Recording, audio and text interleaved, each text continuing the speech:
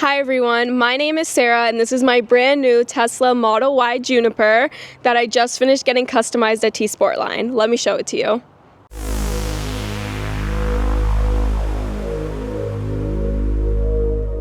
Let's start off with the obvious here, this gorgeous pink wrap. I wasn't in love with the white and I wanted something to resemble a Barbie, so I went with T-Max Metallic Lily Pink PPF wrap, and I think that it adds such a uniqueness to the car where I can spot it anywhere I go.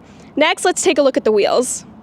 These are my wheels, and I got the 19-inch TSF in satin black to match the satin black trim that comes on the Tesla Juniper.